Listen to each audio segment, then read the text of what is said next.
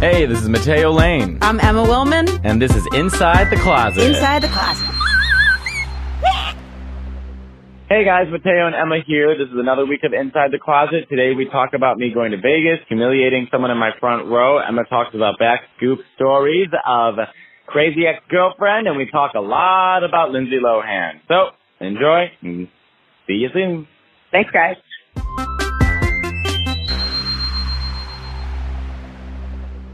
And here we are. We're back. We're back. How are you doing? You know, I'm doing pretty good. I'm sorry, everyone. You're just going to have to deal with us being over the phones. This is what traveling comedians do, and we don't understand technology.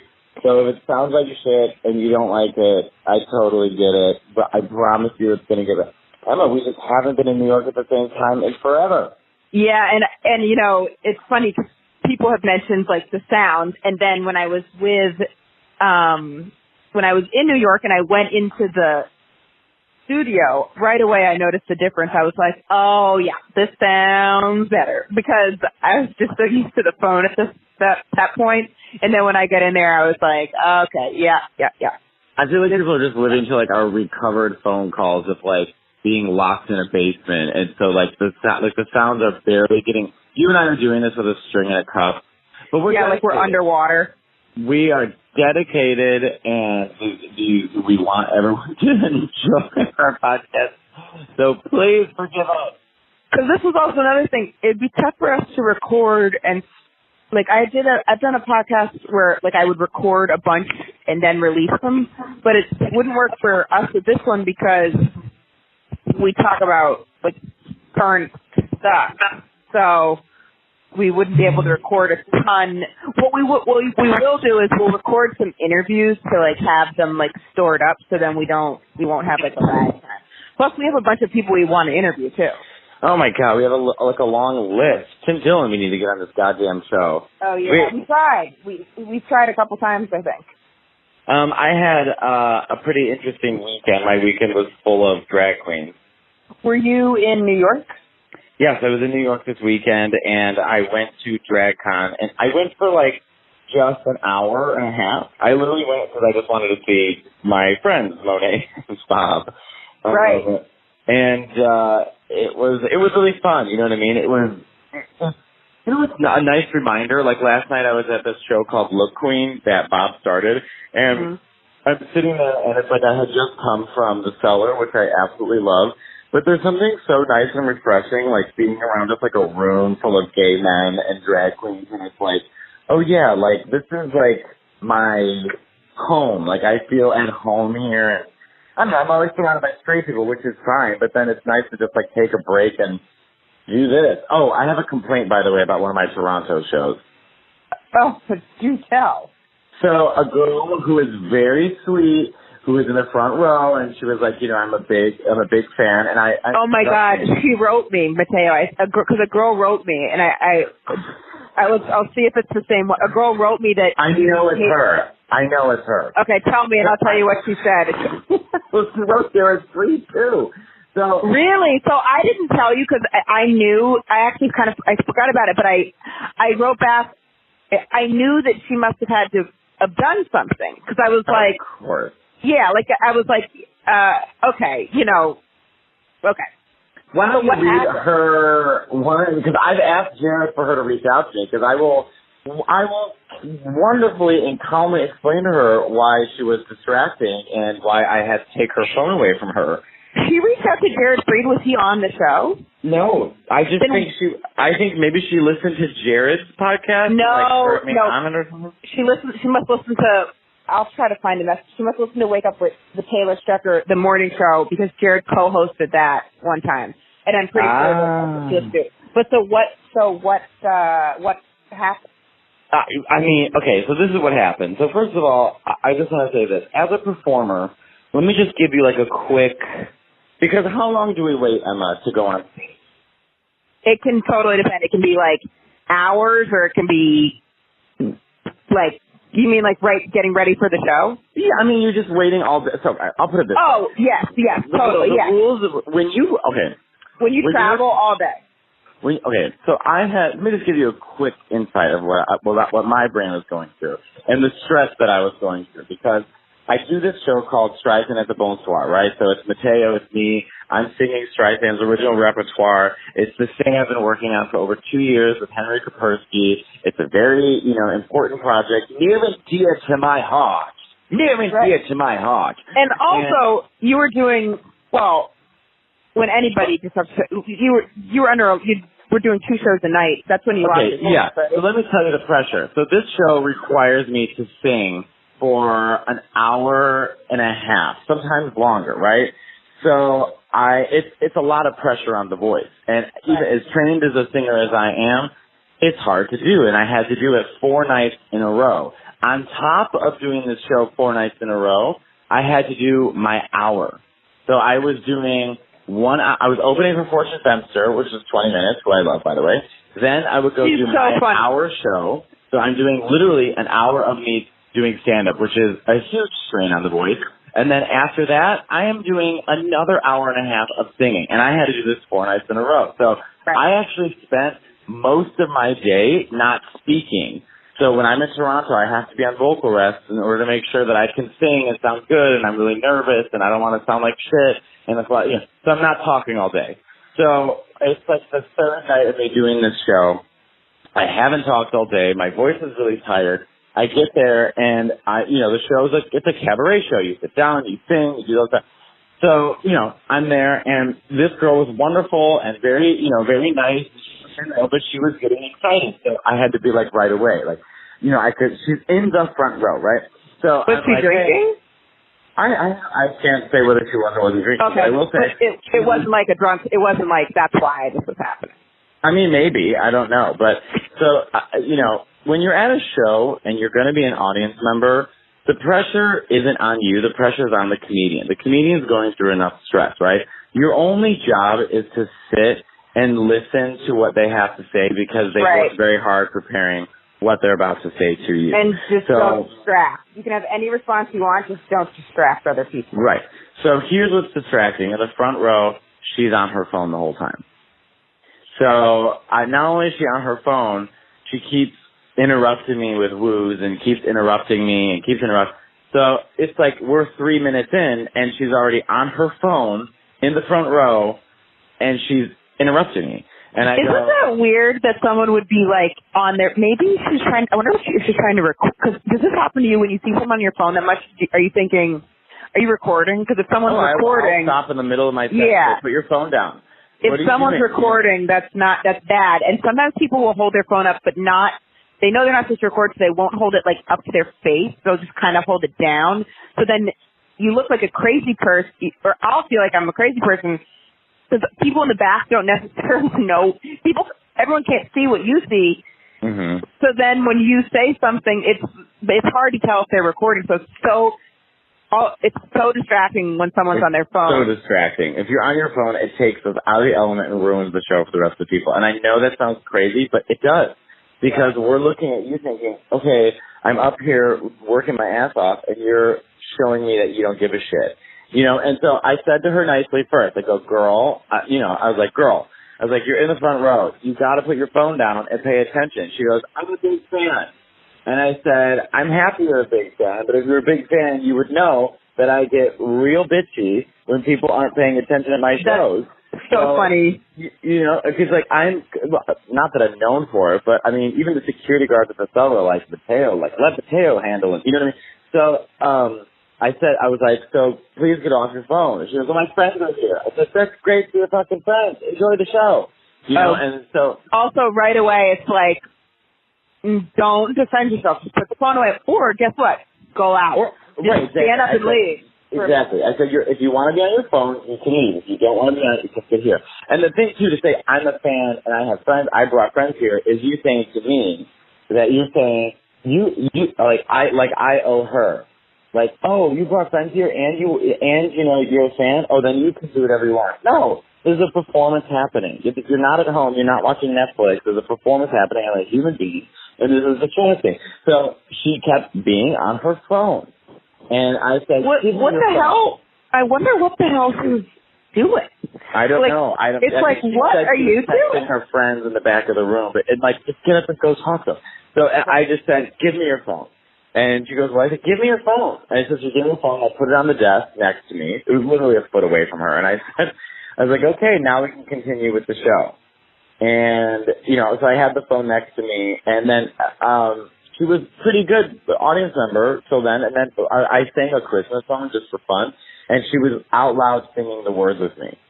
And I looked at her and I go, stop singing with me. You know what I mean? It's I've already tried to, explain to you why this is distracting. Why the fuck are you singing? So here's the thing, too. What's hard, the hardest is when someone is not doing something that's identifiable as mean. That's, if you're at a party. It wasn't mean, but the problem is. But that's why it's the hardest, too, because you look like it makes it's the hardest. The hardest hecklers are women, and because if it was a big man being like, Merry Christmas while you were singing, everyone would be like, oh my God, shut him up. But if it's a woman, sometimes I've just noticed are more sympathetic. So if you get mad at them, then it can really turn the room. And especially if the woman's not being mean. I had a woman that kept going, yeah, honey, in Philly after I would say something. She goes, that's right, yeah, honey. Mm-hmm. And I was like, I started laughing at her because she was so rhythmic with it. I would be like, so I'm from Maine, and she'd be like, yeah, you are. And I'd be like, okay. Well, here's the key about this girl. I audio record all my shows. So I have the audio recording of everything I said to her and everything she was doing. And I can tell you, not only was I not mean and I was very fair, but I came off kind of callous. I came off a little tough. I said, I basically explained to her, don't be on your phone. And I'm giving you this warning, don't be on your phone. She was on her phone. I said, give me your phone. So I took her phone away. And then in the middle of me fucking singing, she's screaming in my face, singing. And I literally just look at her and I go, girl. And then I kept singing. So that's what I did. So then I went to the bathroom. I take a break in the show and Henry plays. I go to the bathroom. I come back. She's gone. Her phone's gone. And I'm like, thank God she left. You know what I mean? It's I don't because if I'm performing too, I'm also on edge. 1, I'm trying to connect to a song. 2, I'm trying to make sure the audience is happy. 3, I'm trying to remember the words. 4, I'm trying to focus on my voice. And while all that's happening, I'm worried about whether this girl is going to start interrupting me again and throw me off completely, So it's she left, that's fine. And then she goes and messages you and Jared Free texts me, goes, what did you do to this girl?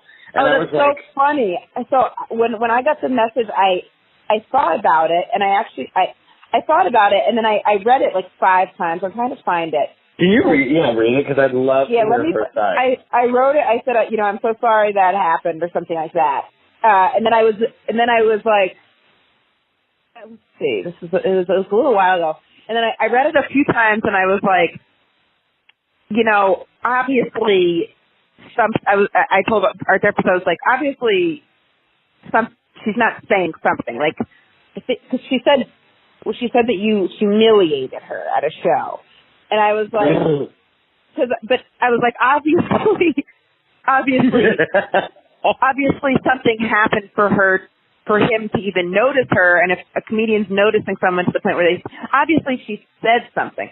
So I was like, it didn't even seem really, I didn't know if it would be even productive to mention, because it was clearly she clearly did something to then make you need to make her be quiet, and then she was upset about it. So of course, and also too, she is making a situation about herself that doesn't need to be about herself. She's victimizing herself.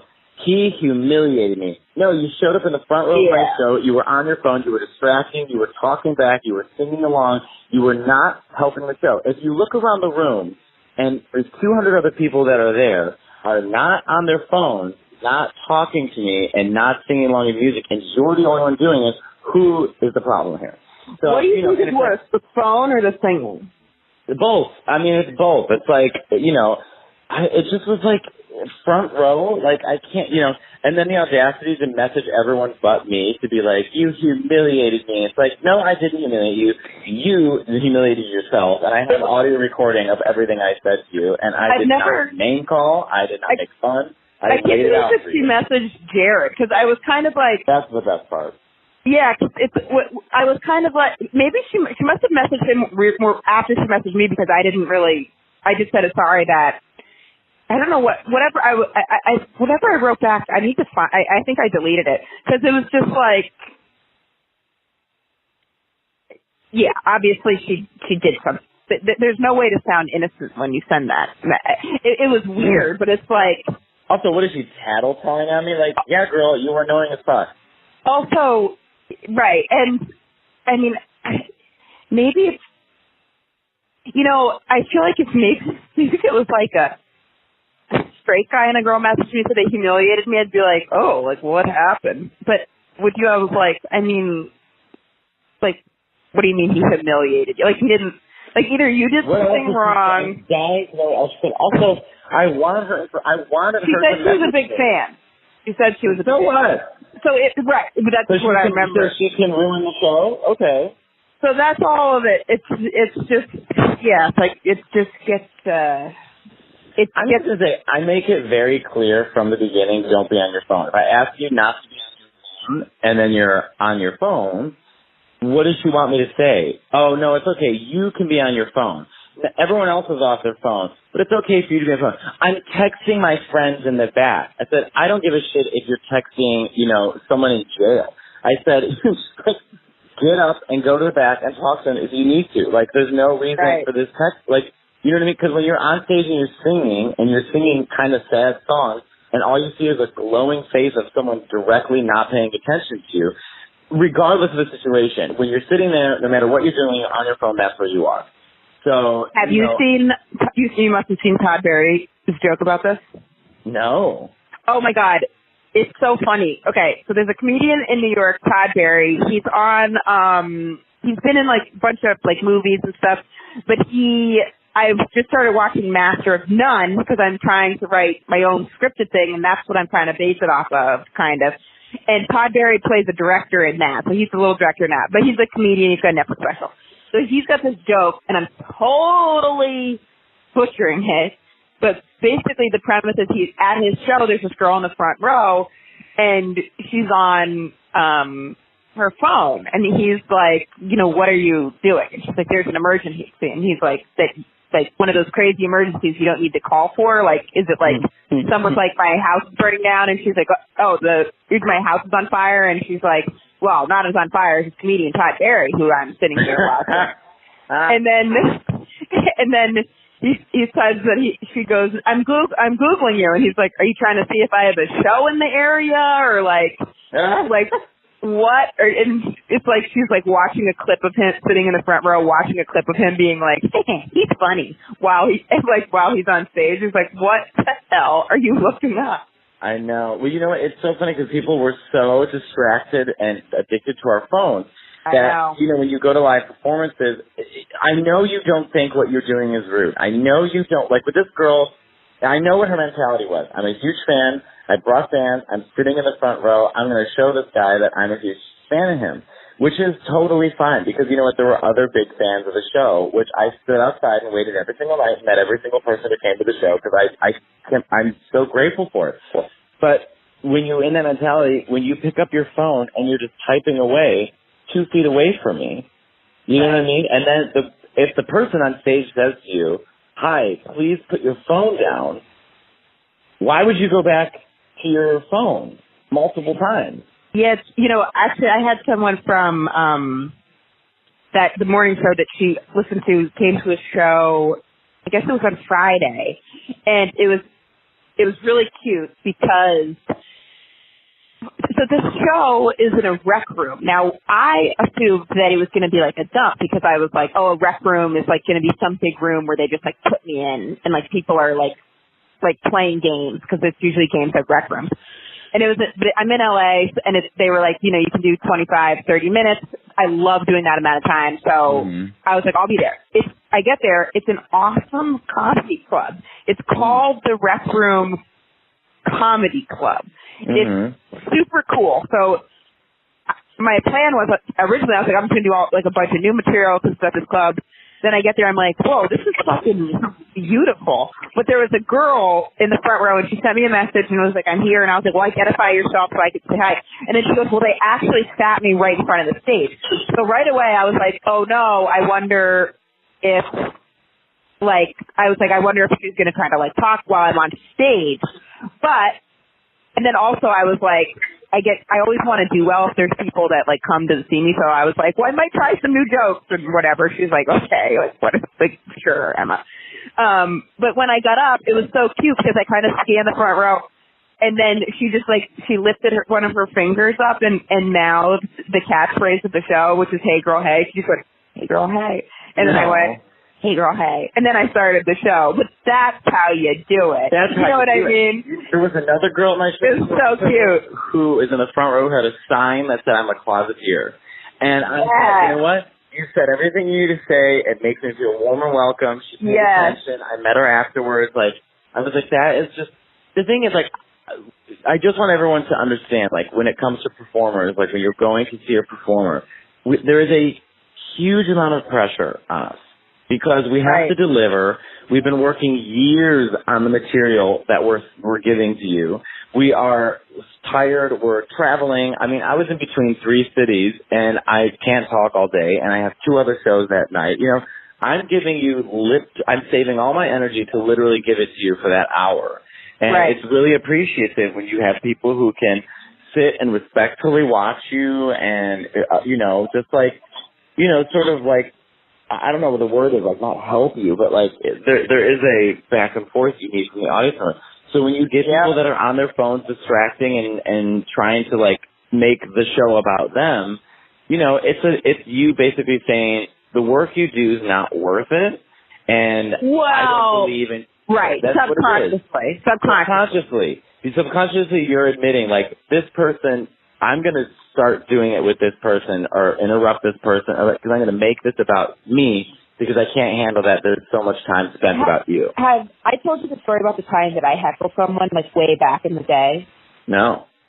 Okay, this is a pretty embarrassing story. It's obviously before I did comedy. That would be ridiculous. Could you imagine that going to comedian now? Is that I kind of Matteo? met Sam Morrell the other day. It was really funny.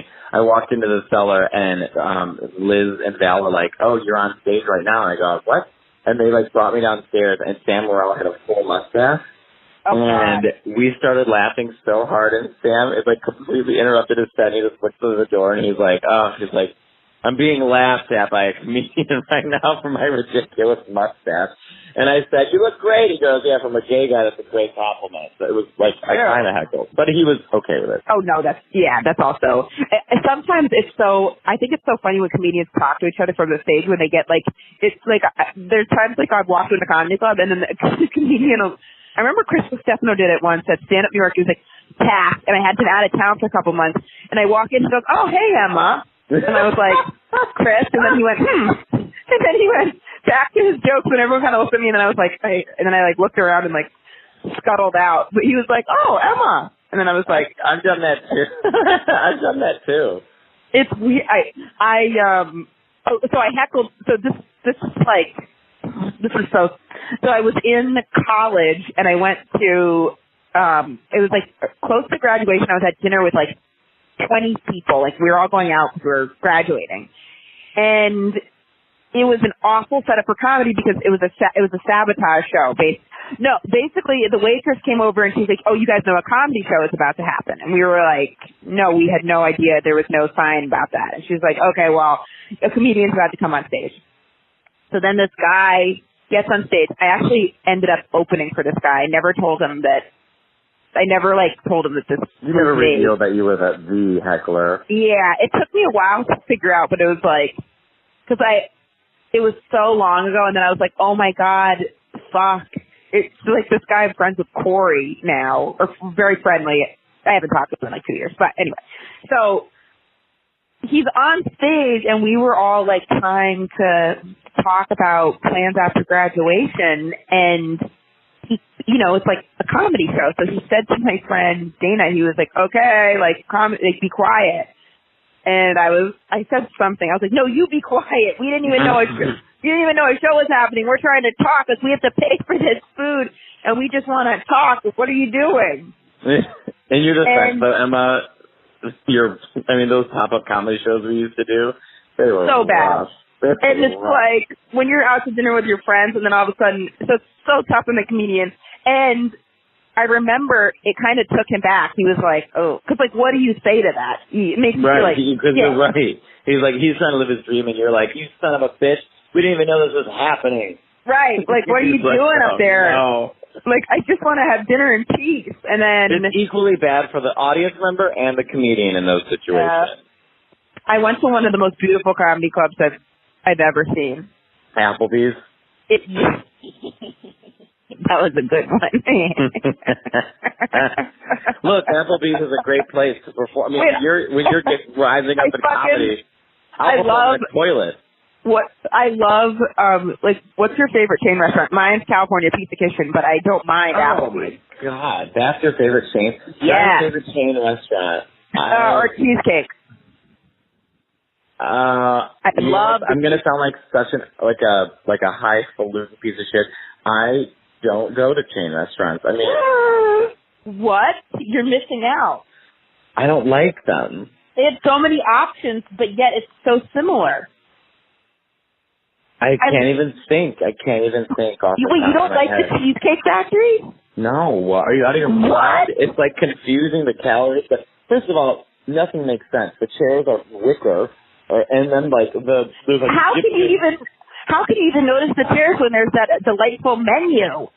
The menu is like a pamphlet from hell. It's so confusing. Every page doesn't make sense. I mean, it is a lot. Okay, first of all, that's really funny. Have you ever considered writing about that? A pamphlet from hell is really funny, except for you might get heckled because that's like Well, I already say Ohio's the Cheesecake Factory of states. Oh yeah, I do think that's funny when you say that. I don't take offense to that line because I know what you mean. But I'm going to Ohio on Tuesday. I'm opening for Fortune, so I'll be in Akron, Ohio. I'll be in Vegas all week at the Rio if anybody wants to come. You're going back to Vegas? Yeah, girl, I'm going back. You live there now. Wait, girl, you gotta live in Vegas. You have to go to the Cheesecake Factory because I can show you the menu. I love the Cheesecake Factory. I was in one day with Nicole when I was in Columbus. I got called back. Did she like it? Well, it was our only option. Oh. I do like their key lime pie cheesecake though. That is really good. The key lime pie cheesecake is like from another planet good. Like that's really good. But they should just stick to the cheesecake. I mean, first of all, the meals are for a family in Venezuela. I mean, you can feed a country with just one plate of pasta. I mean, it is an ungodly amount of pasta. It's ridiculous. I love it. Do you think I'm too much? I'm being too hard on this girl? I mean, I can't. I mean, it is ridiculous that she. No, I think that you wouldn't have. I don't think you would have even noticed. I don't think you would have really remembered it if you hadn't. That she reached out to. When she first said that, I was like, it was a pretty long message. I was like, oh my God, like I'm so sorry that happened, because I think she said. It didn't go to my direct messages, went to my spam box, and I think she said I'd never been so humiliated or something like that. I was like, oh my God, I'm so sorry that happened. Then she's lived a very simple life. Right, and also when I read it the first time, I kind of assumed she came to something that we had done together, or I did too, because I read the top part and then I jumped to the word humiliated, so humiliated at the show. So I assumed it was something from one of our live shows, but then I was like, huh? And then I reread it again and was like, oh, well, that's strange. And then I thought about it and was like, I just don't even know what good would come. Let me explain this. You're a professional. I trust you. Yeah, I totally trust you. This is how quote unquote humiliated she was. She was so humiliated that when I asked her to be quiet, took away her phone, she sat there still and sang along with the song. So she's so humiliated she can go sing along with the song. I think she got most upset when I looked at her and said, girl, Now, if that is the worst thing that she's ever heard in her life, this woman has lived the life of luxury. I mean, I only wish I was raised the same way as her. I mean, it's such a victim white woman thing to be like, I was humiliated at a show that I ruined. Like, what is wrong with you? Right. Oh my God, speaking of which, we have to talk Lindsay Lohan. Yes. Okay, oh, yeah, I keep seeing tags and stuff. What's going on there? Because I am now the gatekeeper of Lindsay Lohan drama. I have never laughed so hard my entire life at the Lindsay Lohan. First of all, I woke up and my Twitter has exploded, and number one trending on Twitter was Lindsay Lohan. And I thought, really? This isn't going to be good. So I looked. Yeah, right. It's not like trending. Lindsay Lohan takes up yoga. I'm like, right. See, young girl. So Lindsay Lohan was in Paris and did she herself did a live Instagram video of her. She saw this Muslim family, right? They must have been refugees. The mom and dad, I'm already scared. And it's at night, and so she starts, there's so many pieces I have to break down with this, so she starts following them around. And she's chasing this family, right, through Paris, in the middle of the night. So not only is she following them around and live Instagramming the whole thing, which the comments are ridiculous. So like, Lindsay, what are you doing? Lindsay is speaking with an old Arabic man voice. She's literally going, Shalom Allah, what you do is not good for, you make Arab look bad. You make Arab look bad. You come with me. So she started thinking that these parents were sex trafficking their own children. It literally was a mom and dad and two sons. Like, they were clearly, like, you have to go down this street, go to that place, you'll find us. And then Lindsay Lohan goes out of a fucking bush, probably scaring the shit out of them because she looks, like a ghost. She's so pale and she's chasing them with this light, and she's following them around. And she's literally, at one point, she kept being like, I bring you hotel for you, I bring you hotel. I'll bring it to you. This is the voice that Lindsay's using, by the way. I'm not being offensive. That is the voice that she picked. She's pretending like she doesn't know English. And she keeps throwing, Arabic words here and there. I'm like, I don't speak Arabic, and I know she's wrong. So finally, at the end of the video, right, she's chasing them down the street, and then the mom just, turns to her and just, hits Lindsay. She goes, screams at her, right, because she's following her kids. Then Lindsay falls on the ground, puts the camera on herself, and starts crying. She's like, I can't believe it happened. I'm so scared. I'm like, you are just chasing this family around. Parents just didn't want you there. When did this happen? It happened over the weekend. It happened Saturday night. I woke up Sunday morning and Lindsay Lohan may have, and I was watching the video over and over again because I couldn't believe what she was doing. She was a crazy person. That's so offensive. That's extremely offensive. Oh, it's so offensive. It's she literally saw clearly a Muslim family. The mom is wearing a hijab, and they're walking around, and she chases them because she thinks they're sex trafficking. She's basically racial profiling them. That they're with their two kids trying to get away from her, and she kept being like, I'll pay for your hotel. Come. I'll go to your hotel. And she's using this weird accent that makes no sense. It keeps going from Greek to maybe I don't know if she's Arabic or Farsi or what language she thinks she's speaking. But it's her, she's brought it down to a register around here. And I love that she's walking around in a one-piece cat silver suit and her long red hair. It's just Did she look like she was? Did she look like she was on drugs? In her eyes? She was behaving like someone who maybe wasn't entirely sober, allegedly. Here's the thing. Sometimes it's people's brains just really do get fried. There's. I remember there was this woman when I was in. I don't want to actually get too much about her away. There's this woman when I had one of the office jobs I had. There was this woman there, and she was definitely kooky in a way where everyone was like, did she, I'm keep almost saying her name, they'd be like, did she do a lot of acid? And we were all something. And then as I got to know her, she was like, man, I partied hard in the 80s. And I was like, yeah. Her brain was fried. She wouldn't do anything like that, but. I mean, I don't even know. I can't even unpack that craziness. But it's all I know is she's running around Paris with this poor family who's clearly trying to find like friends or relatives or something. I mean, they're carrying like what looks like they're carrying like a bed piece with them and luggage. Like they're trying to get somewhere. You know what I mean? That's awful. And at one point, Lindsay like tries to grab them, and the mom was like, "Get the fuck out of here, who the fuck are you?" And so then Lindsay, of course, made it about herself and starts crying, and she's like, "I'm so scared. I've never been so scared." And it's like, well, maybe you shouldn't like chase down families that you don't know. Very cool. Don't go to shows and heckle and heckle and heckle, and then when you're told to shut up, say you're humiliated. Right. It all goes around, comes around, goes around. That's so funny. She wrote to Jared. I wanted to ask you, did you see what Kanye West on Saturday Night Live? Yes, when the rants that he was giving. Yeah, I couldn't understand them. I didn't get it. Like I was confused.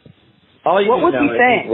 He's saying that like he's for Trump and that people think that you shouldn't be for Trump because he's black, and he was talking about racism, and I mean it's a Kanye rant. It just divulges into nothing, and it's self-absorbed and self-serving, and he's crazy. One thing is, I feel like sometimes it's like it gets frustrating when you're part of a like underrepresented minority group. People always assume you like other things from that group, so then it's like you almost like want to rebel. Like people were like I had it when like so many people were asking me like, "Oh, Emma, did you love like Nanette? Like you must have loved Nanette." So it made me want to be like, I don't know if I liked it. Like let me decide on my own. And then I watched it and I did like it actually, but like I mean, it was interesting. I've obviously had other thoughts as a comedian, like it was like a fun, awesome one-person show. But I still haven't watched the entire thing. I'm totally lying. I watched the whole thing? I've watched like 40 minutes of it. Because it's just, I don't know. I watched almost all of it. I still haven't seen the damn ending. Also, when you're in like a subgroup, when you're in a minority, right, and there's this pressure for you to like something that you haven't seen yet, it's like, you're like, well, I don't know. Am I allowed to decide on my own, or do I have to agree and haven't even seen it? Like, I understand what you're saying. It's like if I was like, Matteo, oh my God, I met this gay Italian guy. Well, that even is a bad example. It'd be like, yeah, just something where it's like, oh, almost like A Star Is Born. Like, everyone is already losing their mind over it, and I just instinctively am like rebelling. I'm like, well, then I don't like it. I haven't seen it. I don't know, but because it's Lady Gaga, it's the remake of Judy Garland and Streisand. Like, I'm supposed to like it. So every time I see the commercial part, it's like, I guess I'll go see it. That's the perfect example.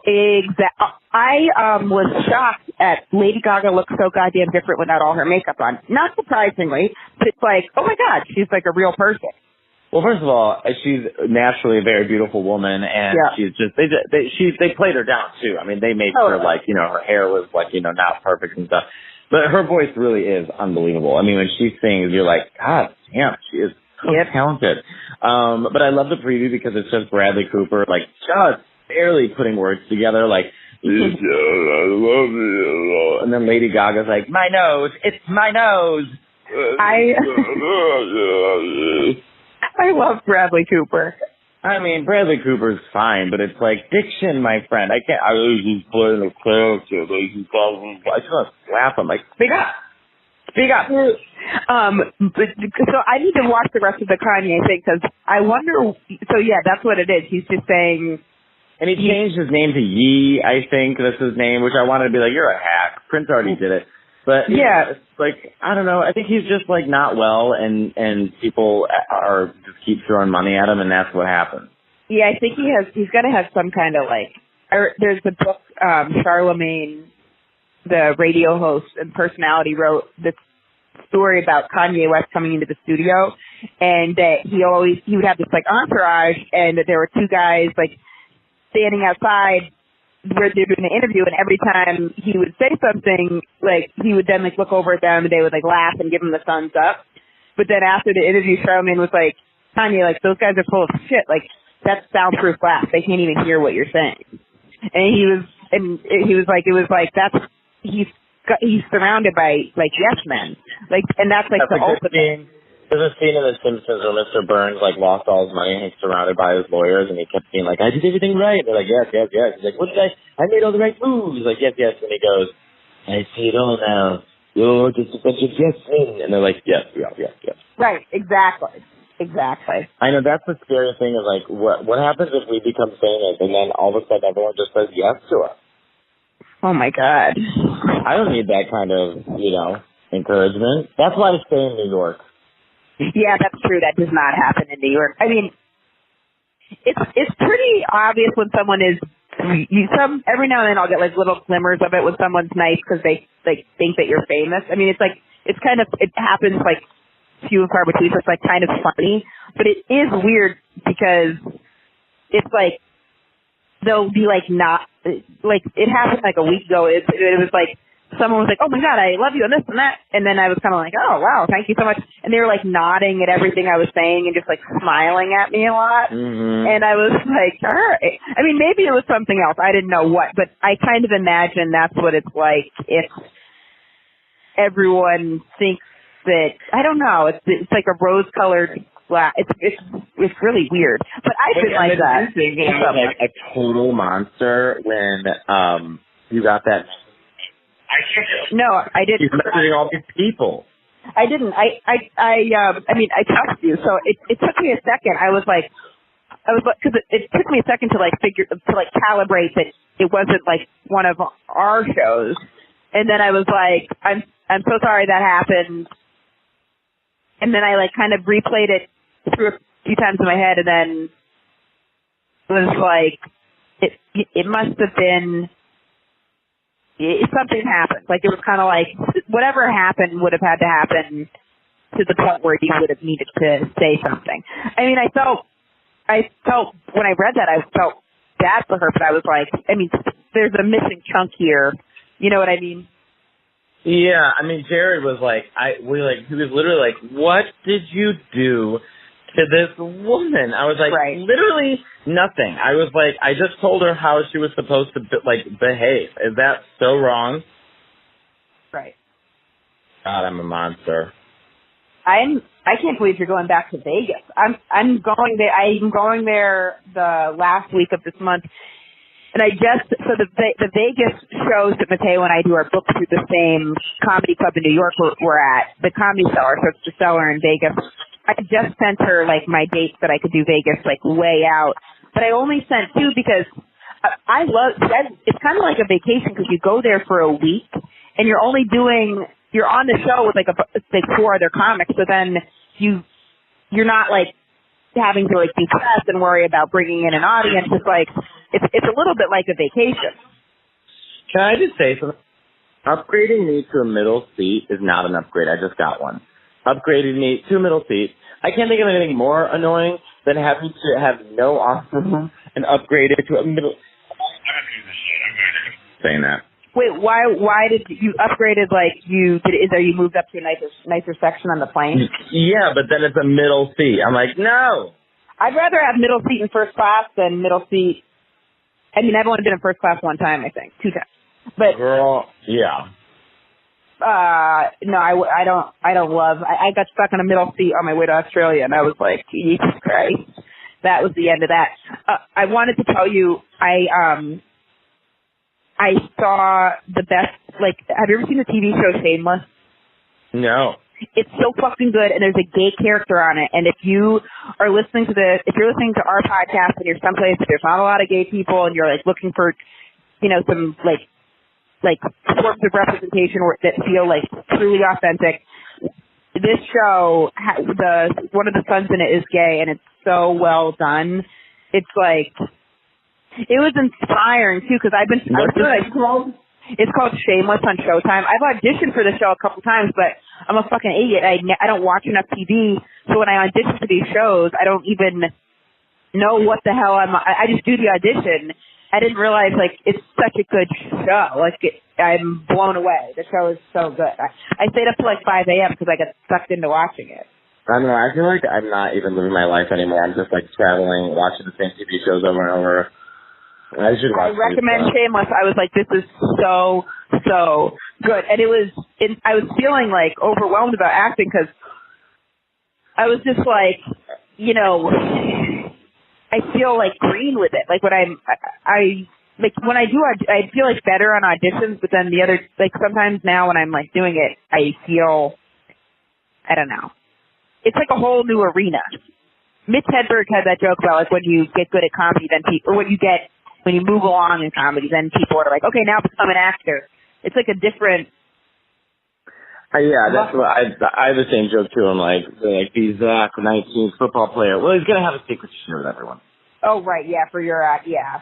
I mean, and also it's like I was talking to someone the other day, and they were like, you just got to be yourself. That's what people want with comedians. Like you gotta be your personality too. I am so blown away too when I do scenes on Crazy X because like it's just, I don't know, it's like amazing watching like Rachel and Gabrielle like do so many lines, and then it's just so interesting, and like watch like Gabrielle, the girl who plays Lindsay, like when she goes into character, because the actress is so different from comedian. The person she plays, which is what acting is, but I'm always like, wow, like it's just Rachel said she likes your Barbara Streisand impersonation too, which is amazing. What do you mean by talking? Because I can tell you, I'm doing a little bit of Sherry and Carrie, doing a little bit of Barbara. So for that reason, I'm out. Well, when she's in New York, we gotta all like try to get together so she can see you do it in person. Okay, I'd be down with that. That'd be great. Oh my God! And you gotta come. We gotta go to a live show where she sings too, because you gotta see it. Because after I watched the live show of Crazy X, it like put a bunch of pep in my step for like. It's so fun to watch shows that are like funny, like. It's funny with other stuff that's not stand-up. Like that, I get a kick out of that. Well, Rachel, I really enjoyed your singing, but unfortunately, I don't know if I can make a product out of it. So for that reason, I'm out. She's so ridiculous. At one video, like, this guy made syrup. He's like 18. He's like, making all these like syrup products. And she was basically just like, what kind of product? I made a syrup, like made like syrup. I love syrup. And then she goes, I didn't really taste the difference in the syrup. Basically, you're just a failure. Your father will never love you, and you'll never be loved for the rest of your life. Go home and make more shit syrup, you son of a bitch. I'm out. She couldn't taste the difference in the syrup. That's the only part she said. She was like, it just kind of tastes like syrup to me. I don't know. Oh. Now, it just tastes like syrup. I'm not into it. But for that reason, I'll go in. $100,000 for 1% of your company. Someone has to release a Barbara sex tape. Someone has to do it. I'll tell you just how my sex tape went. It started in a cafe when I was 22 years old, and I had a $1,000 loan, and I'll show you how I'll get that $1,000 loan. Let me just say this: I was in. That's so cute. Well, we should wrap this up because we'll wrap it up. I gotta get going. But this was great. Look at us recording shit on our own. Yeah, and we're going to get some microphones and stuff, and we're trying to figure out one so we can get, here's where Matteo and I are at with technology. So we've been researching microphones, and Tyler, an intern, Tyler has been helping us, and he sent us some, and we're like, yeah, but does it plug into the phone? Like, we only know how to, like, calibrate things based on, like, if it plugs into the phone. But the best microphones don't, so we'd have to plug them into something else, and at that point I'm lost in confusion. So we're trying to figure it out. But thank you guys so much for the support. And October 13th, I'll be at the Dolores Wingate Theater. I've got a fun local opener, and you've got there's some other comedy options happening that particular night, so it would mean the world to me if you come out to my show. And it's going to be fun, and I've got new jokes from Netflix. And for me, you can catch me, I guess, yelling at people and... Stop it. But, all right, well, look, come to Vegas. I'll be at the Rio all week. And so you're going this week. You're leaving this Wednesday? Yeah, I leave Wednesday. Oh, my God. Actually, someone who listens...